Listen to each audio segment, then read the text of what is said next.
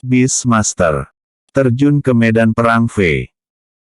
Lucia Oran yang bertarung melawan Yemo tidak menyangka belum juga dapat mengalahkan sosok yang akan membuatnya dapat menuju dunia atas itu.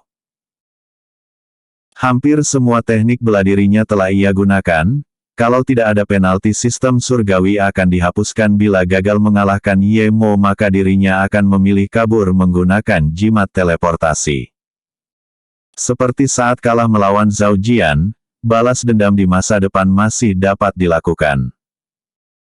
Dia hanya perlu menyelesaikan misi dari sistem surgawi agar mendapatkan hadiah teknik bela diri yang lebih kuat atau senjata tingkat surgawi lainnya. Kau hebat juga, nak. Seru Yemo tersenyum lebar. Dia juga tidak menyangka akan kewalahan menghadapi Lucia Oran. Kalau saja tidak ada hukum Dao surgawi yang mengekang dunia ini maka dirinya akan memaksakan diri menggunakan teknik terlarang agar menerobos ke ranah di atas Origin King. Namun, sayang sekali ia tidak dapat melakukan itu karena bila hukum Dao surgawi telah terpicu maka dirinya akan dihancurkan. Bagaimana kalau kita berhenti bertarung, toh? Kita tidak memiliki dendam dan aku datang kemari untuk membunuh Zhao Jian.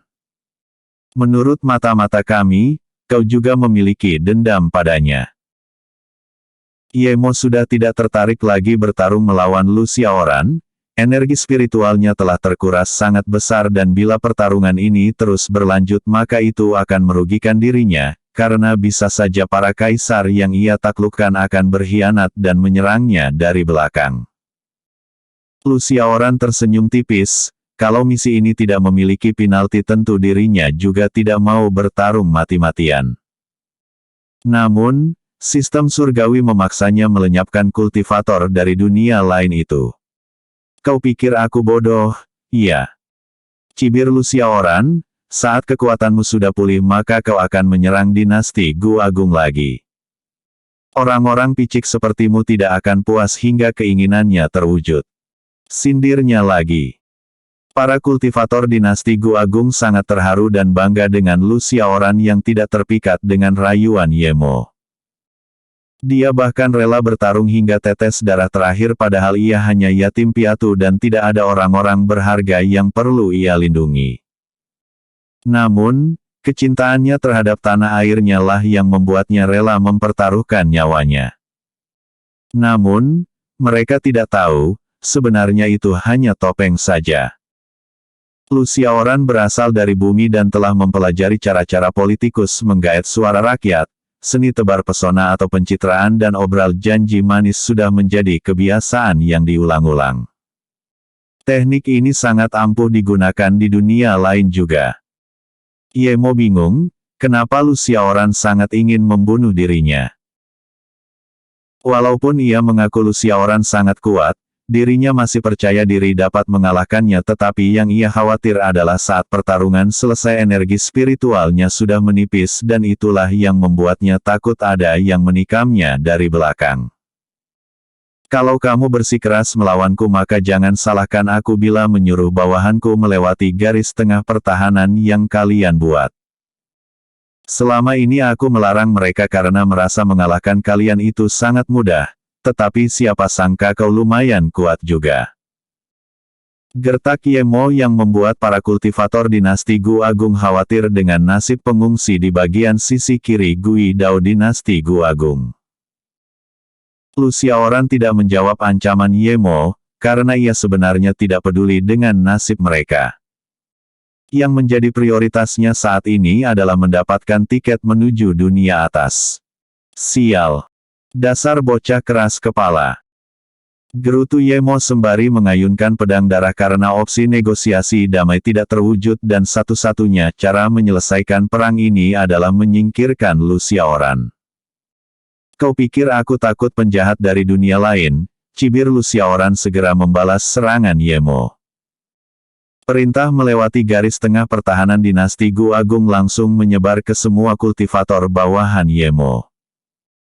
Kultivator di bawah ranah World Master yang berada di Gui Dao-nya juga dikerahkan. Dengan terpaksa mereka menuruti perintah Yemo dan peperangan itu menjadi semakin brutal, korban jiwa terus berjatuhan. Zhao Jian yang membawa ribuan kultivator bersamanya keheranan melihat ribuan kultivator melarikan diri dari medan perang, dan yang mengejar mereka adalah hamparan kultivator yang menyerbu seperti bidak-bidak yang hanya tahu berlari ke arah depan. Ini sudah seperti pasukan bunuh diri saja, kenapa pemimpin mereka tega mengirim bocah-bocah dengan basis kultivasi rendah itu ke garis depan medan perang? Zhao Jian bertanya pada Chen Furong. Chen Furong mengerutkan keningnya melihat pemandangan yang mengerikan itu. Biasanya Ye Mo hanya memerintahkan kultivator ranah World Master dan Immortal saja, tetapi kenapa kali ini bahkan murid-murid yang baru berkultivasi saja ikut dikirim ke medan perang? Jawabannya cuma satu, sepertinya Ye Mo kewalahan melawan Lu Xiaoran. Untuk memaksa lawan tunduk, ya. Dengan menghancurkan penduduk dinasti Gu Agung sehingga Lu Xiaoran akan memilih menyerahkan diri karena tidak tega dengan penderitaan yang akan dialami oleh penduduk tak bersalah itu. Sahut Chen Furong, kasihan melihat kultivator pemula yang menjadi tameng hidup itu. Kejam sekali Ye Mo itu, tetapi Lu Xiaoran bukanlah orang yang baik. Dulu aku pernah mengalahkannya dan dia malah kabur meninggalkan rekan-rekannya, kata Zhao Jian yang membuat Yu Zeng terkejut. Pantas saja tidak ada informasi mengenai asal-usul Lu Xiaoran dan namanya hanya terkenal karena kejeniusannya saja, sahut Yu Zeng, dan dia tidak menyangka ternyata Zhao Jian pernah mengalahkan Lu Xiaoran yang berarti dia benar-benar utusan surga. Hakim surgawi, berikan perintah pada kami. Aku tidak tega melihat anak-anak malang itu malah dijadikan tameng hidup. Seru Yu Zeng, aura ranah World Master-nya merembes secara tidak sengaja. Zhao Jian mengangguk setuju dan ayam jago segera terbang ke atas medan perang. Sekarang adalah tugasnya bertingkah keren menghentikan pertikaian ini. Ayam jago mengibaskan sayapnya, hembusan angin kencang membuat kultivator ranah immortal ke bawah terhempas, sedangkan para ranah World Master menoleh ke atas. Semua orang terkejut melihat bis ayam surgawi berbulu emas itu dan seseorang pemuda tampan berjubah emas dengan tangan ditaruh ke belakang tersenyum hangat menatap mereka. Hakim surgawi utusan surga memerintahkan kalian berhenti berperang. Suara ayam jago menggema di benak semua orang. Siapa dia? Hakim surgawi apa itu? Ah, aku mendengarnya beberapa saat yang lalu. Ada Beastmaster yang memiliki ratusan bis muncul menghentikan perang di tempat lain dan mungkin merekalah yang dihentikan itu. Sahut salah seorang kultivator dinasti Gu Agung sembari menunjuk ke arah kultivator sekte matahari yang berbaur dengan kultivator bawahan Ye Mo. Kenapa dia malah mengasihani musuh yang telah membunuh rekan-rekan kita? Dia tidak layak menjadi kultivator di dinasti Gu Agung ini. Cibir yang lain. Ayam jago mengerutkan keningnya mendengar cibiran itu. Hakim surgawi bukan penduduk dinasti Gu Agung, tuanku berasal dari dunia abadi turun ke dunia ini untuk menangkap Ye Mo si pembawa malapetaka itu. Giliran kultivator bawahan Ye Mo yang marah mendengar ucapan ayam jago yang menghina kaisar mereka itu. Sudah cukup. Tidak perlu berbasa-basi lagi. Setelah Zhao Jian melayang di udara. Yang ingin hidup maka datanglah ke sisi kami dan yang tidak mau tunduk maka akan diadili dengan bilah pedang keadilan ini. Ancam Zhao Jian. Zhao Jian menebas udara kosong di hadapannya, tiba-tiba retakan dimensi muncul di langit. Lubang hitam raksasa membuat semua orang terkejut, energi spiritual kegelapan membuat rasa takut di hati mereka. Zhao Jian sengaja menggunakan energi spiritual kegelapan walaupun ia tidak memiliki metode kultivasi khusus energi spiritual kegelapan. Namun, teknik sederhana ini sangat cocok menakut-nakuti musuh karena aura mencekam yang dikeluarkan oleh energi spiritual kegelapan itu. Episode sebelumnya. Yao Ming. Episode berikutnya. Terjun ke medan perang V. Beastmaster. Terjun ke medan perang V. Kultivator di bawah ranah World Master merasa tertekan dengan energi spiritual kegelapan itu. Mereka tersungkur ke permukaan tanah dan tidak bisa menggerakkan tubuhnya. Para kultivator Ranah World Master segera menggunakan aura Ranah World Master untuk melindungi mereka, karena bila mereka terus dibiarkan tertekan oleh energi spiritual kegelapan Zhao Jian itu maka kesadaran mereka akan hilang dan menjadi gila. Dia sangat kuat, kata salah satu kultivator dinasti Gu Agung. Apa yang harus kita lakukan, Patriark Zui Wei? Yang lain bertanya pada pemimpin ribuan kultivator yang melarikan diri dari medan perang itu karena kewalahan melawan hamparan kultivator bawahan Ye Mo yang tidak ada habisnya. Zui Wei menatap Zhao Jian dengan seksama, dia bingung membuat keputusan karena dinasti Gu Agung belum mengirim informasi apakah mendukung tindakan Zhao Jian atau menolaknya. Menurut prediksinya, tindakan Zhao ini pasti ditentang oleh dinasti Gu Agung karena tidak akan ada yang mau memaafkan musuh yang telah menghancurkan negeri mereka. Namun, Zui Wei sebenarnya bukanlah keturunan asli dinasti Gu Agung. Klannya dulu menyerah pada dinasti Gu Agung setelah Gui Dao mereka dilahap oleh Gui Dao dinasti Gu Agung. Setelah berpikir sejenak, ia berpikir lebih baik menyerah saja pada Zhao Jian. Toh, mereka tidak akan menang dengan jumlah kultivator yang sekarang melawan Zhao Jian yang memiliki pengikut yang lebih banyak dari kelompoknya. Zui Wei menangkupkan tinju untuk menunjukkan rasa hormat dan berkata, kami bersedia menjadi pengikut Hakim Surgawi. Patriark Wei, apakah kau ingin berkhianat pada dinasti Gu Agung? Kultivator dari klan lain menyela seruan Zui Wei. Kalau kalian ingin mati, maka bergabung saja dengan mereka melawan Hakim Surgawi. Seorang kultivator dari klan Zui membela keputusan yang diambil oleh Zui Wei. Lagi pula kita tidak akan mungkin menang melawan mereka, lebih baik kita mendukung Hakim Surgawi yang terlihat kuat dan bahkan ia percaya diri menghadapi musuh seseorang diri saja. Katanya lagi dengan suara keras. Kultivator dari klan lain itu terdiam, begitu juga yang menolak bergabung dengan Zhao Jian. Mendengar Zui Wei telah memutuskan menjadi pengikut Zhao Jian, Yu Zheng yang merupakan patriark sekte matahari tersebut menyuruh mereka bergabung ke dalam formasi cangkang kura-kura yang dibuat oleh Chen Furong dan rekan-rekannya. Tuan Jian. Sepertinya Tuan harus mengeluarkan bis-bis lainnya, bisik ayam jago merasa Zhao Jian tidak akan sanggup mengalahkan bawahan Ye Mo yang jumlahnya sangat banyak itu, pengikut Zhao Jian yang ribuan malah terlihat sedikit bila dibandingkan dengan mereka. Zhao Jian tersenyum tipis, dia menggelengkan kepala menolak seruan ayam jago karena tidak membunuh lawan lagi. Para bisnya tidak dapat mengendalikan kekuatan mereka, sehingga saat bertarung mereka malah menewaskan kultivator musuh yang sudah kelelahan tersebut karena bertarung ratusan hari tanpa henti. Seseorang pria yang berusia 40-an tahun terbang mendekati Zhao Jian.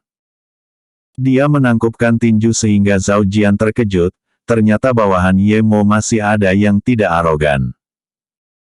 Hamparan kultivator bawahan Ye Mo di belakang pria itu langsung bersorak gembira. Apakah dia yang terkuat di antara mereka? Gumam Zhao Jian, merasa pria di hadapannya itu masih memiliki energi spiritual yang besar tidak seperti yang lain. Dia adalah Jin Buyi, mantan kaisar dari Gui Dao kami sebelum dikalahkan oleh Ye Mo. Suara telepati Chen Furong menggema di benak Zhao Jian. Dia juga satu-satunya Ranah World Master yang dapat bertarung selama satu batang dupa melawan Ye Mo, sebelum ia memilih menyerah karena merasa Ye Mo terlalu kuat dan tidak ingin keluarganya dibunuh oleh pengikut Ye Mo, katanya lagi. Sudut bibir Zhao Jian kembali memancarkan senyuman tipis, Jin Buyi adalah lawan yang tepat sebagai pemanasan sebelum melawan Ye Mo. Bila ia kalah melawan Jin Buyi maka dirinya tidak akan sanggup melawan Ye Mo. Dia harus memikirkan strategi baru lagi cara menghentikan perang yang sangat brutal ini. Jin Buyi mengarahkan tombaknya ke depan dan senyumannya di wajahnya pun menghilang, digantikan tatapan tajam seperti mata elang.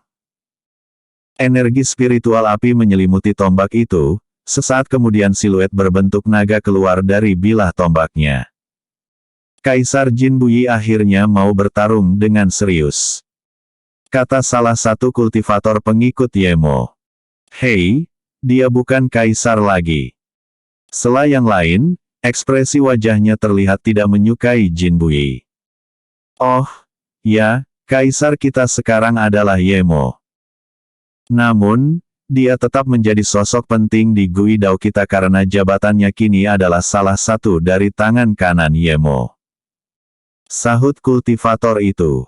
Atau anjing pembunuh lah. Bisik yang lain. Hei, berani sekali kau mencibirnya.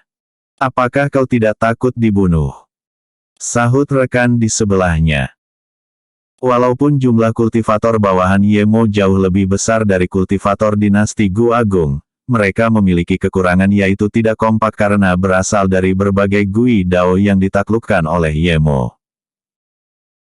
Itulah yang menyebabkan dinasti Gu Agung masih bertahan hingga sekarang, karena kultivator Gu Agung lebih terorganisir dengan baik, mereka tahu kapan waktunya mundur dan melakukan serangan balik. Sementara bawahan Yemo seperti kawanan babi yang gerasak-gerusuk menerobos ke depan walaupun rekan-rekan mereka berguguran. Apakah tidak ada dari kalian yang mau menyerah? Zhao Jian menatap bawahan Yemo yang lain, dia sengaja mengabaikan Jin Buyi yang hendak menyerangnya agar dirinya terlihat sebagai hakim surgawi yang sangat kuat. Kultivator wanita muda yang memapah saudara laki-lakinya mengangkat tangan. Aku menyerah. Teriaknya. Dia tidak ingin mati di medan perang kejam ini, dia sudah melihat ribuan rekan-rekan satu sektenya mati dan giliran dirinya yang dipaksa maju ke barisan depan, untung saja pihak lawan memutuskan melarikan diri karena kelelahan melawan pihaknya yang tak ada habis-habisnya tersebut. Saat pertarungan berhenti akibat kemunculan hakim surgawi, dirinya melihat saudara laki-lakinya telah tergeletak dengan luka-luka di sekujur tubuhnya. Kau ingin berkhianat?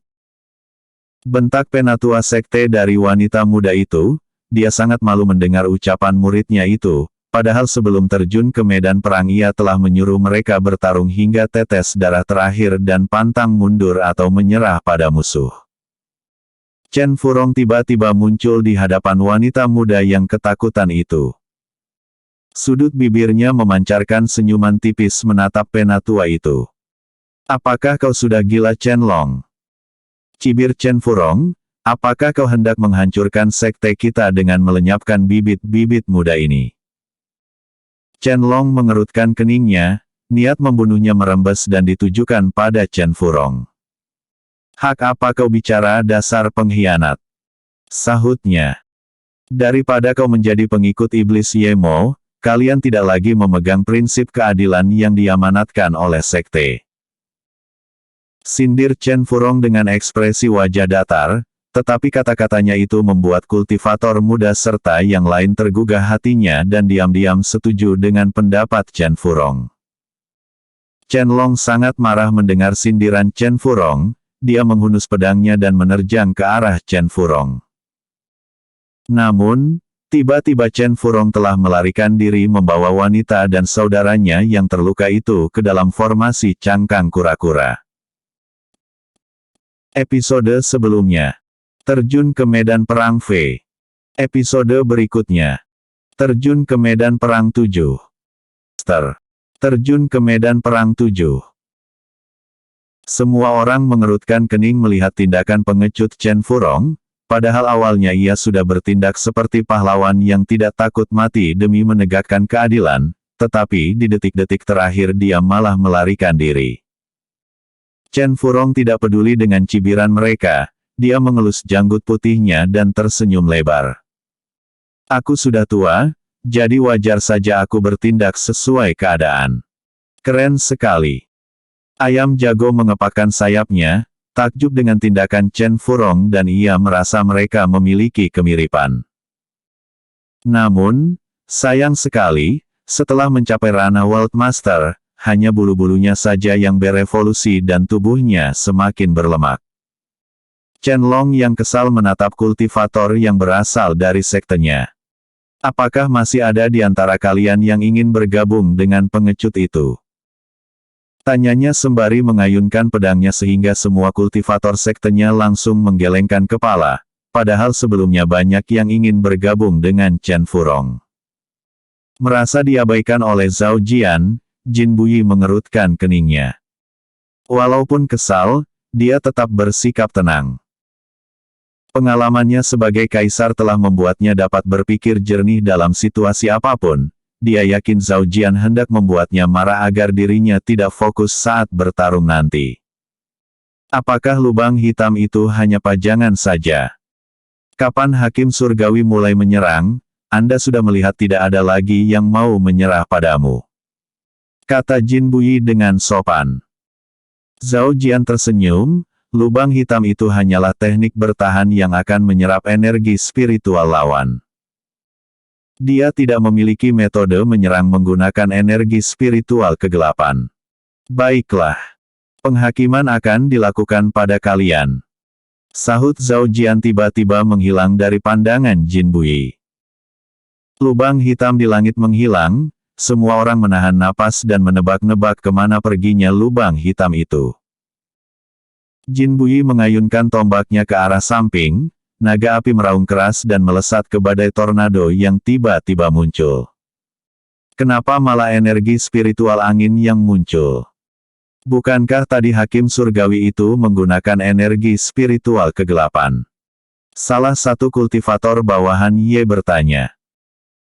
Chen Long mendengus dingin dan berkata, sepertinya dia menganggap remeh Tuan Jin Buyi atau dia belum sepenuhnya memahami teknik bela diri yang menggunakan energi spiritual kegelapan. Sebagai penatua sekte, Chen Long tentu dapat menganalisa pergerakan Zhao Jian.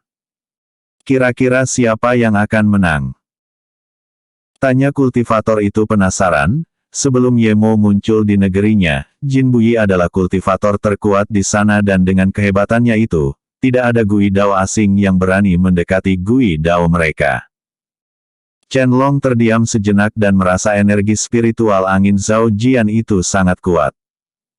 Dia menarik napas dalam-dalam dan berkata, sulit memutuskan siapa yang akan menang. Semua orang terkejut mendengarnya, padahal Jin Buyi adalah yang terkuat kedua di pihak mereka setelah Yemo. Aktifkan formasi cangkang kura-kura. Seru Chen Long karena tiba-tiba muncul ledakan energi spiritual yang besar oleh benturan tombak Jin Buyi dan pedang keadilan Zhao Jian. Perisai raksasa muncul di barisan bawahan Yemo, berkat puluhan ribu ranah World Master yang mengedarkan energi spiritual mereka pada formasi cangkang kura-kura. Tak ada yang terdampak oleh ledakan energi spiritual itu.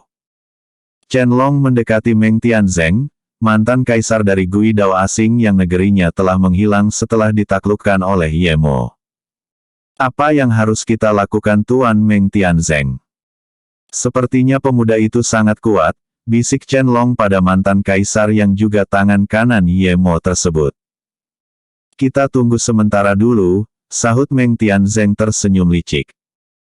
Bila Jin Buyi terluka parah maka dia akan ditendang oleh Yemo dari istana dan aku akan leluasa bergerak di dalam istana. Suatu hari nanti aku akan membunuh Yemo dan menjadi kaisar, pikirnya. Kalau Jin Buyi tetap berada di istana maka bila Yemo mati, dirinya tidak akan dapat meraih tampuk kekuasaan, karena para patriark sekte maupun klan besar pasti akan mendukung Jin Buyi. Apalagi reputasi Jin Buyi di masa lalu sangat baik di mata mereka, sementara dirinya hanya orang asing dengan sedikit pendukung karena kultivator dari negerinya banyak yang tewas saat menghadapi invasi bawahan Yemo. Meng Tianzeng sendiri saat itu bukan dikalahkan oleh Yemo, tetapi dia kalah di tangan Jin Buyi. Yemo hanya menyerukan perintah saja dan menikmati gadis-gadis cantik dari negerinya. Salah satunya adalah selirnya yang diambil paksa oleh Yemo. Sudut bibir Jin Buyi memancarkan senyuman tipis setelah terhempas beberapa langkah, dia tidak menyangka pedang Zhao Jian sanggup mendorong bilah tombaknya. Meng Tianzeng terkejut melihat Jin Buyi malah tersenyum, padahal selama ini dia selalu bersikap dingin bahkan saat melawan dirinya dulu. Jin Buyi tidak mengucapkan sepatah kata pun, kalau Ye Mo tidak mengatakan agar pertarungan dihentikan maka dirinya mungkin telah tewas ditusuk tombaknya. Aku takut, Tuan Jin Buyi akan bergabung dengan pemuda itu, bisik Chen Long yang juga melihat perubahan ekspresi wajah Jin Buyi.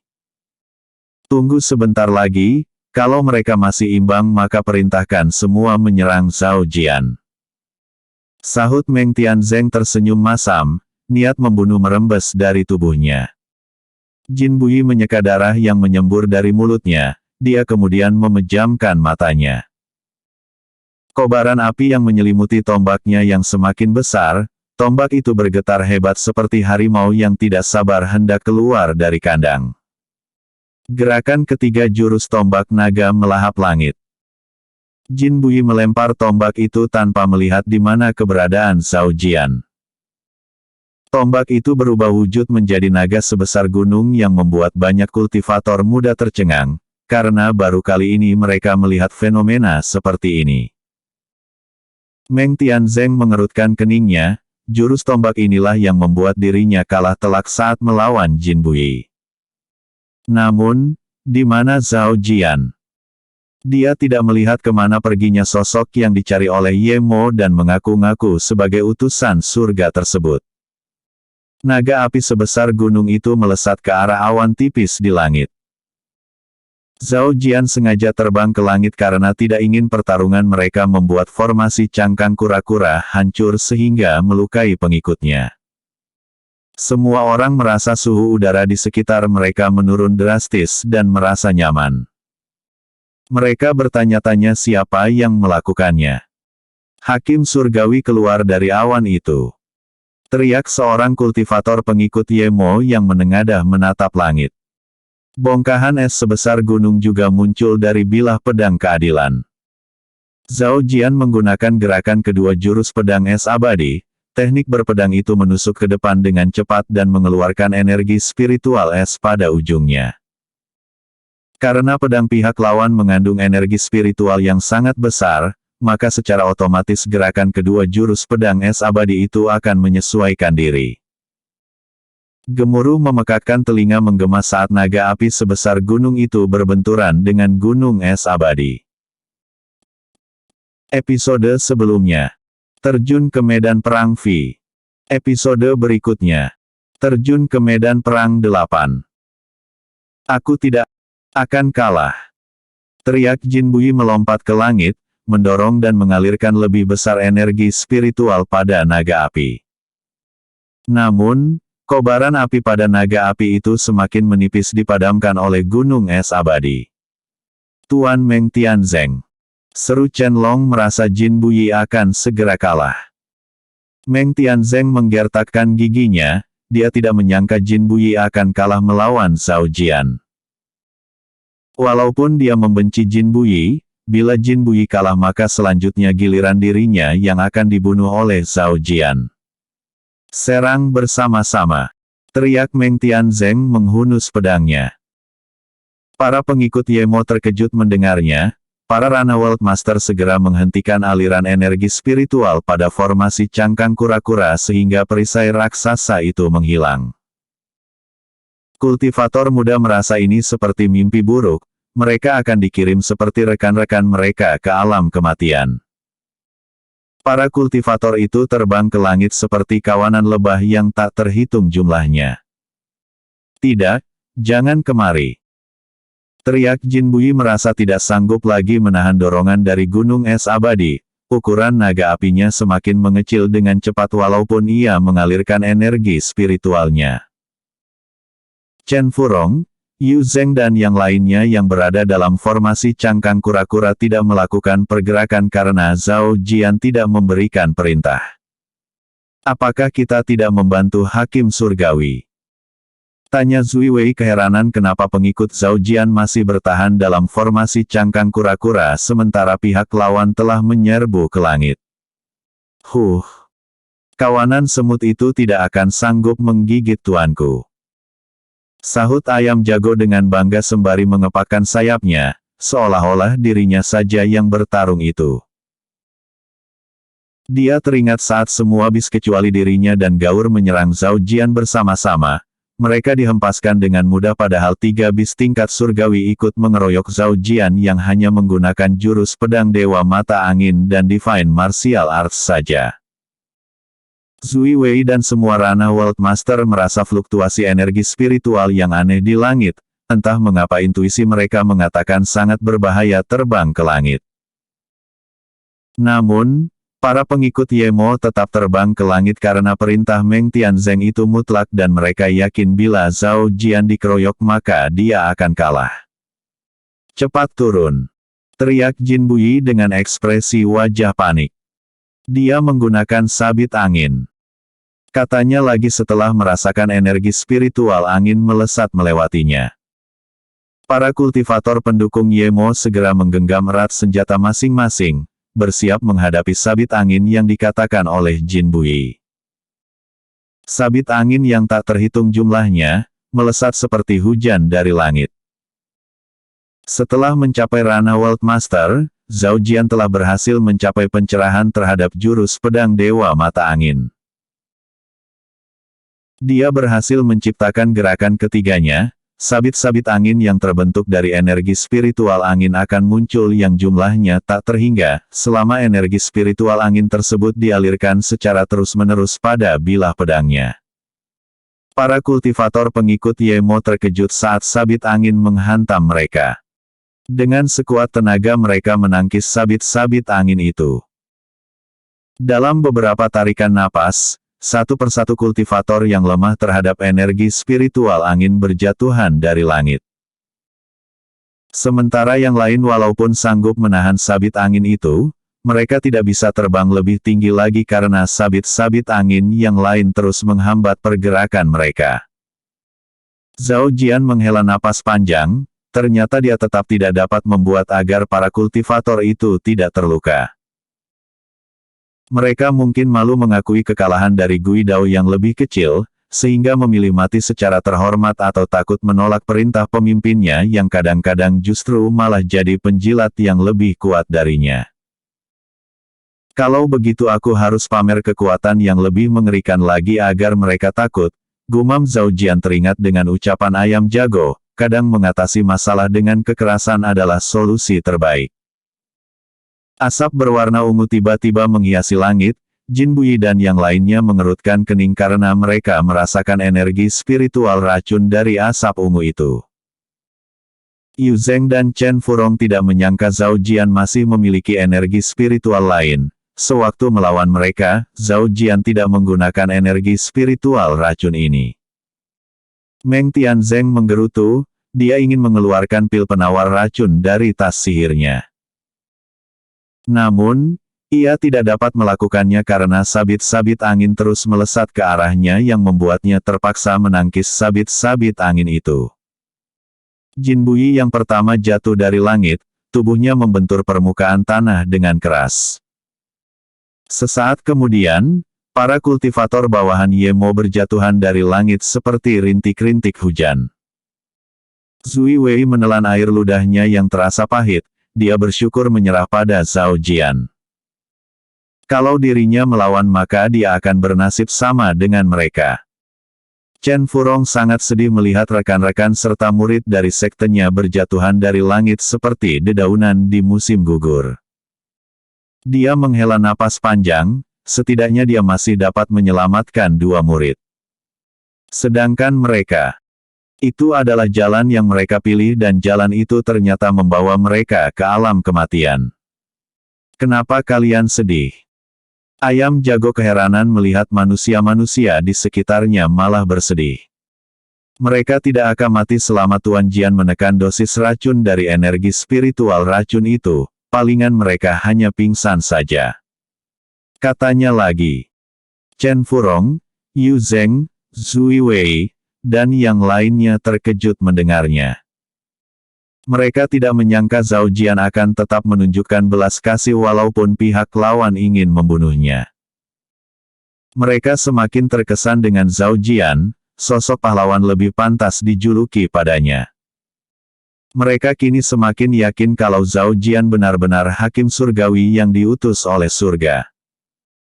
Asap ungu menghilang, Zhao Jian mendarat di permukaan tanah. Dia keheranan melihat Yu Zheng dan yang lainnya menatapnya dengan tatapan berbinar-binar. Apa yang terjadi pada mereka? Apakah ada musuh yang menggunakan teknik pesona sehingga mereka menatapku seperti menatap gadis cantik yang mandi di sungai? Gumamnya berspekulasi. Setelah berpikir sejenak, Zhao Jian memilih mengabaikan mereka. Dia menarik kembali energi spiritual racun yang telah terserap ke dalam tubuh pengikut Yemo. Berapa lama mereka akan pulih kembali, Hakim Surgawi? Chen Furong bertanya sembari menghampiri Zhao Jian. Mungkin dalam satu batang dupa lagi, Paman Furong, sahut Zhao Jian sembari mengambil tombak milik Jin Bui. Tombak yang bagus, kalau saja aku punya juga maka itu sangat cocok digabungkan dengan energi spiritual apiku. Oh, ya. Para Rana World Master akan bangun lebih cepat. Dia meletakkan tombak itu di sebelah tubuh Jin Bui.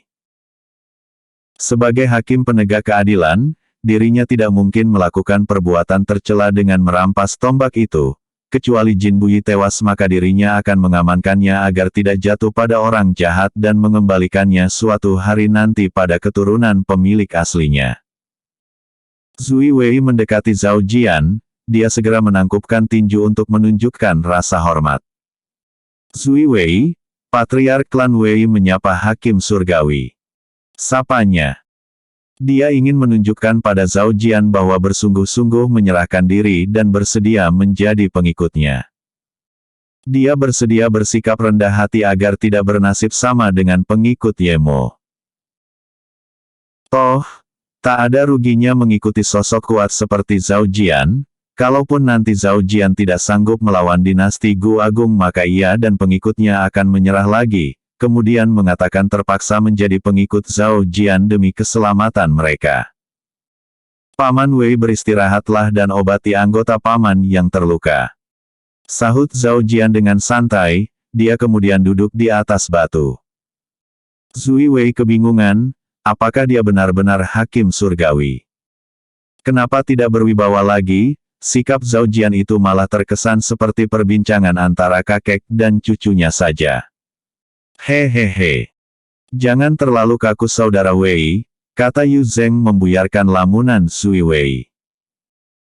Hakim surgawi itu sangat baik, dia tidak membeda-bedakan kasta ataupun basis kultivasi seseorang. Dia akan bersikap sopan pada yang tua dan bersikap lembut pada yang muda.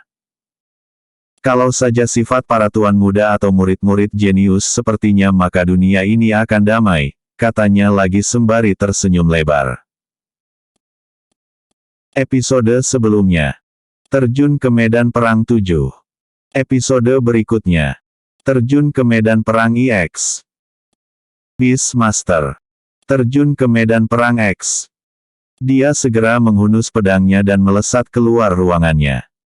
Namun, tidak ada siapapun di sana.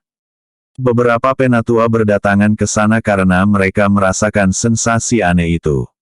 Apakah ada musuh yang menyusup penatua? Tanya salah satu dari mereka. Penatua penegak hukum Sekte Naga Surgawi menggelengkan kepala, dia kebingungan karena sebelum aura aneh itu muncul. Ada aura lemah dari murid pelataran luar di sini, kemana perginya murid itu? Dia tidak mengatakannya pada para penatua yang lain karena takut disalahkan atas kehilangan murid itu, apalagi kejadiannya di depan ruangannya. Para penatua itu curiga ada penyusup yang datang, mereka bertanya-tanya dalam benak mereka. Mungkin penatua penegak hukum telah menjadi kaki tangan asing dan mereka pun akan waspada terhadap pergerakannya karena bisa saja nyawa mereka yang akan diincar olehnya di kemudian hari. Penatua penegak hukum Sekte Naga Surgawi mengerutkan keningnya, dia yakin nama baiknya telah ternoda oleh kejadian aneh ini. Apakah ini ada hubungannya dengan Yao Ming? Kenapa dia belum muncul juga? Gara-gara dia pihak istana telah memarahiku karena anak manja mereka menjadi gila. Gerutunya. Bagian ekor Gui Dao Dinasti Gu Agung dan dekat dari pantai sisi kanan Gui Dao Dinasti Gu Agung, sebuah retakan dimensi muncul. Tim assassin yang mengamankan jalur pergerakan kultivator bawahan Yemo terkejut melihat retakan dimensi itu. Apakah itu formasi kuno? Mungkin di sana akan muncul pintu istana yang berisi harta karun, kata salah satu dari mereka. Karena dunia telah lama tenggelam, kadang-kadang harta karun akan muncul di pantai atau benda-benda aneh yang belum pernah mereka lihat. Dalam kasus langka, sebuah istana tiba-tiba muncul setelah formasi kuno yang melindungi istana itu rusak dan yang menemukannya akan mendapatkan keberuntungan, bisa saja teknik bela diri langka atau senjata spiritual tingkat tinggi. Namun, mereka langsung kecewa karena yang keluar malah remaja laki-laki berjubah sekte naga surgawi. Sial. Padahal aku mengira akan mendapatkan harta karun, gerutu salah satu dari mereka. Tapi bocah itu hebat juga, kalau dia bergabung dalam kelompok kita maka kita dapat berpindah tempat dengan singkat. Sela yang lain langsung memahami ucapannya dan mereka segera melesat ke arah Yao Ming untuk menangkapnya. Namun, Yao Ming malah tersenyum, dia seolah-olah telah menantikan kehadiran mereka. Apakah ada yang salah dengan otak bocah ini? Mungkin dia ingin bergabung dengan kita. Jiwa bela diri prajurit iblis muncul di belakang Yao Ming. Para assassin itu segera mundur beberapa langkah dan mendongak menatap wajah jiwa bela diri prajurit iblis. Mereka langsung teringat dengan Yemo, karena aura yang dipancarkan oleh Yemo juga seperti jiwa bela diri prajurit iblis. Jangan takut, basis kultivasinya masih rendah. Bunuh saja dia. Membunuhku. Suara Yao Ming berubah menjadi suara pria tua yang membuat para assassin itu kebingungan dan detak jantung mereka berdebar kencang, seolah-olah sosok di hadapan mereka ini lebih kuat dari mereka. Dasar bocah brengsek. Berani sekali kau merendahkan kami. Salah satu assassin melempar rantai yang ujungnya sabit tajam yang dialiri energi spiritual racun. Dasar sampah kemarin sore, berani sekali kalian bersikap sombong pada leluhur ini. Ejek Yao Ming yang telah dirasuki oleh leluhurnya karena basis kultivasinya masih rendah, maka untuk melawan ranah World Master dia harus turun tangan membantunya. Jiwa bela diri prajurit iblis menurunkan tameng besi ke depan Yao Ming sehingga serangan assassin itu terpental oleh tameng besi, kemudian tombak di tangan kanannya melesat dengan cepat. Sebelum assassin itu mengedipkan matanya, tombak itu telah menancapkan di dadanya. Tubuhnya kemudian tiba-tiba menyusut dan hanya meninggalkan kerangka yang dibalut kulit tipis. Assassin yang lain terkejut melihatnya, mereka langsung ketakutan dan mencoba untuk melarikan diri. Namun, retakan dimensi muncul di hadapan mereka dan tombak hitam keluar dari retakan dimensi itu yang langsung tertancap di dada mereka. Tubuh assassin itu juga berakhir menjadi kerangka yang dibalut kulit tipis. Berpencar. Teriak salah satu assassin. Dia berharap dengan berpencar ke segala arah maka beberapa di antara mereka akan berhasil kabur dan memerintahkan ribuan kultivator rekan mereka yang akan melewati tempat ini agar segera mundur. Namun, jiwa bela diri prajurit iblis tidak membiarkan mereka kabur. Dengan mudah, ia melahap esensi kehidupan semua assassin itu. Yao Ming menjulurkan lidahnya. Sudut bibirnya memancarkan seringai tipis karena mendapatkan tangkapan memuaskan.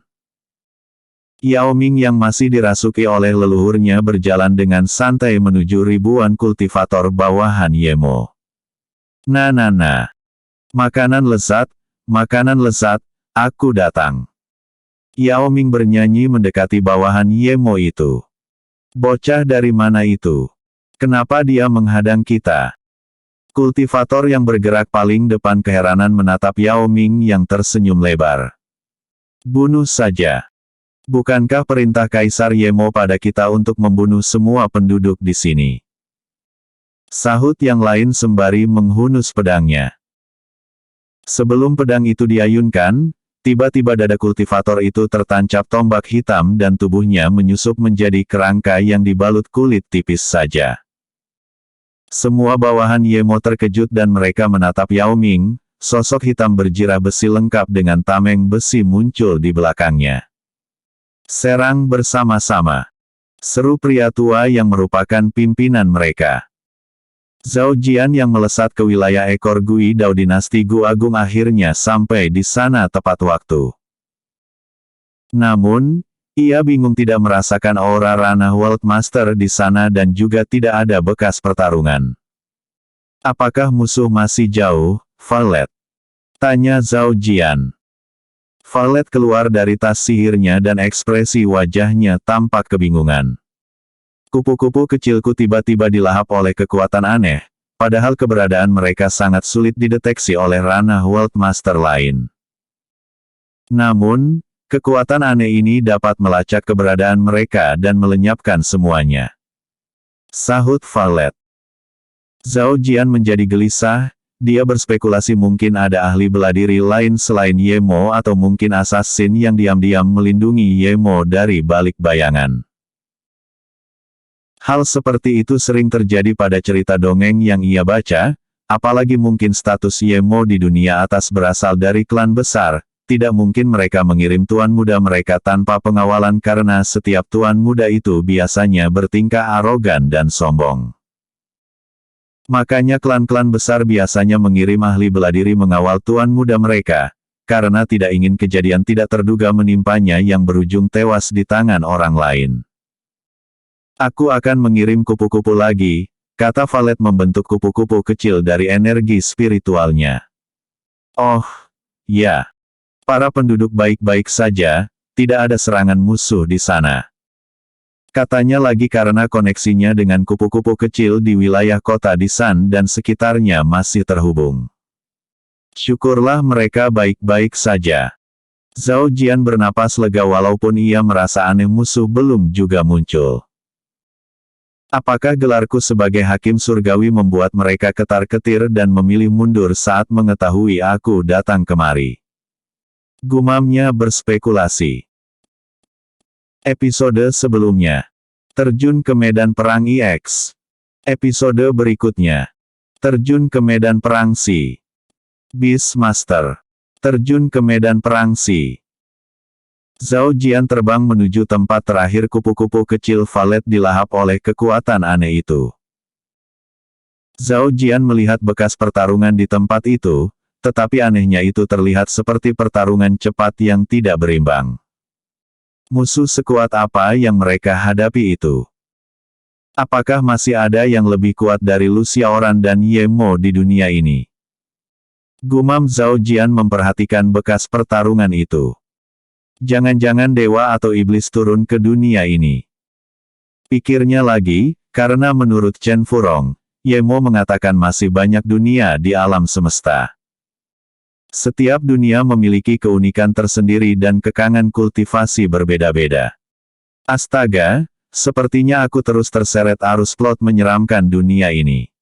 Gumam Zhao Jian sembari melesat ke tempat lain.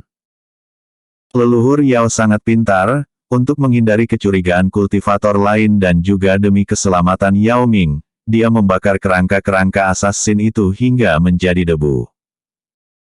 Tak jauh dari lokasi pertama itu, kupu-kupu kecil Valet menemukan seseorang remaja yang mirip dengan Yao Ming tergeletak di permukaan tanah. Saat Valet mengatakannya pada Zhao Jian, dia segera melesat ke sana. Kenapa Yao Ming ada di sini? Bukankah dia tinggal di Sekte Naga Surgawi? Gumam Zhao Jian keheranan dan segera memeriksa denyut nadinya. Dia baik-baik saja, basis kultivasinya telah mencapai ranah Sein puncak, pikirnya lagi. Zhao Jian menyumbat lubang hidung Yao Ming sehingga langsung terbangun. Leluhur, teriak Yao Ming. Hei, apakah aku mirip dengan leluhurmu? Zhao Jian tersenyum lebar menatap Yao Ming. Senior Jian. Sejak kapan senior ada di sini? Yao Ming keheranan, Dia merasa bermimpi dirinya membunuh ribuan kultivator dan leluhurnya berkata kalau dia telah menyegel basis kultivasinya untuk sementara agar tidak dicurigai oleh Sekte Naga Surgawi kalau dia memiliki kekuatan aneh. Leluhurnya juga mengatakan karena dia memaksakan diri menggunakan sisa energi spiritualnya, maka jiwanya yang tersisa itu menghilang selamanya. Untuk kedepannya, dia akan belajar sendiri menggunakan jiwa bela diri prajurit iblis. Leluhurnya berpesan agar dia baru menunjukkan jiwa bela diri prajurit iblis itu saat berusia 20 tahun, saat segel yang menekan basis kultivasinya terlepas. Namun, bila ia dalam bahaya maka segel akan lepas dengan sendirinya dan dia bebas menggunakan jiwa bela diri prajurit iblis demi keselamatannya. Kenapa kau malah melamun dan sedih? Aku yang harusnya bertanya kenapa kau ada di sini dan di mana para kultivator bawahan Yemo. Sahut Zhao Jian menjitak keningnya agar tidak melamun lagi. Yao Ming langsung gugup, bagaimana ia menjawab pertanyaan Zhao Jian. Jarak antara Sekte Naga Surgawi ke sini sangat jauh sekali. Bila menunggang kuda maka itu membutuhkan waktu 10 hari lebih. Mungkinkah kau diculik oleh pengikut Yemo? Selidik Zhao Jian karena murid-murid Sekte Matahari juga diculik oleh Chen Furong. Kalau tebakannya benar, maka Yao Yuer dan gadis kecil satu lagi mungkin sudah dibawa oleh bawahan Yemo. Yao Ming tersenyum lebar dan berkata, sebenarnya aku telah di sini selama 1 bulan. Namun, saat melakukan patroli tiba-tiba muncul ribuan kultivator dan seseorang kultivator tampan turun dari langit, dia memiliki jiwa bela diri prajurit iblis dan melahap semua kultivator itu. Kemudian, aku tidak mengingat apapun lagi dan senior Jian muncul di hadapanku. Yao Ming sengaja berbohong. Jangan-jangan sosok tampan itu adalah senior Jian. Mata Yao Ming berbinar-binar menatap Zhao Jian. Zhao Jian menggelengkan kepala dan berkata, tidak mungkin aku melakukan hal keji begitu. Pasti itu ulah kultivator dari dunia lain. Karena bukan hanya Yemo yang pernah ia temui menggunakan metode kultivasi itu, Ye Jing di kerajaan Zhao juga melakukan metode yang sama dan tidak menutup kemungkinan ada kultivator lain menggunakan metode kultivasi itu. Yao Ming tersenyum masam. Dia sudah menduga kalau metode kultivasi yang diwariskan leluhurnya ini akan dianggap jahat. Namun, setelah ia menjadi kuat seperti leluhurnya itu maka tidak akan ada yang berani mengusiknya atau menentangnya, karena dengan jiwa bela diri prajurit iblis, leluhurnya telah menjadi salah satu yang terhebat di masa lalu. Karena sosok asing itu telah berhasil mencegah terjadinya genosida di sini maka aku akan kembali ke medan perang dan menghukum Yemo itu serta menendang bokong Lu Xiaoran.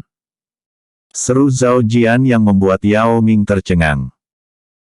Yao Ming tidak menyangka Zhao Jian sangat berani sekali, padahal yang hendak ia lawan adalah 2 sosok kuat dari dunia asing walaupun Zhao Jian sendiri memiliki bis dari dunia lain seperti kata leluhurnya. Namun, masih khawatir Zhao Jian akan kalah melawan mereka. Aku akan ikut dengan senior Jian. Sahut Yao Ming dengan ekspresi wajah serius yang membuat Zhao Jian terkejut dan bingung, sejak kapan Yao Ming menjadi sangat berani. Zhao Jian menggelengkan kepala dan berkata, kembali saja ke timmu, nanti penatuamu khawatir karena kamu menghilang. Medan perang itu sangat berbahaya. Kalau kamu tewas siapa nanti yang akan menjaga adikmu?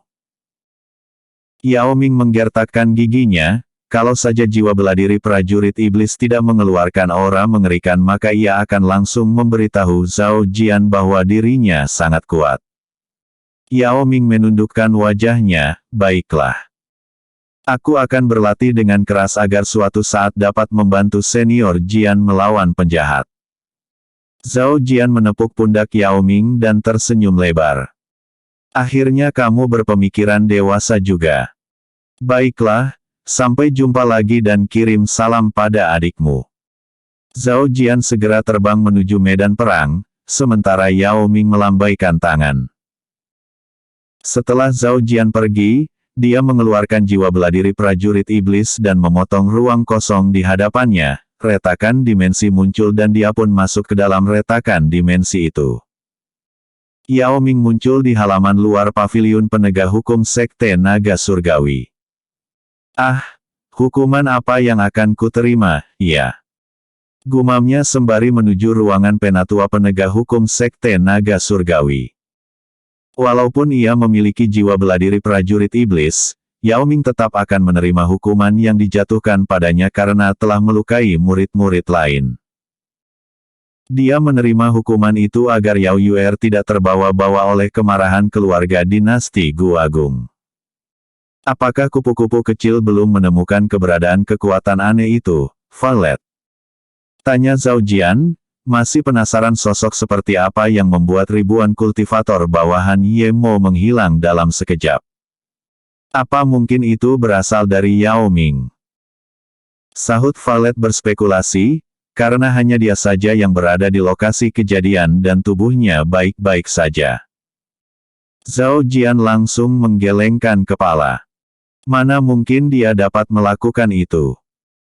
Kalau dia memang kuat, maka ayam jago sudah menjadi sate tusuk atau disup oleh murid-murid Sekte Bangau Surgawi. Sanggah Zhao Jian. Valet merasa yang dikatakan oleh Zhao Jian benar juga.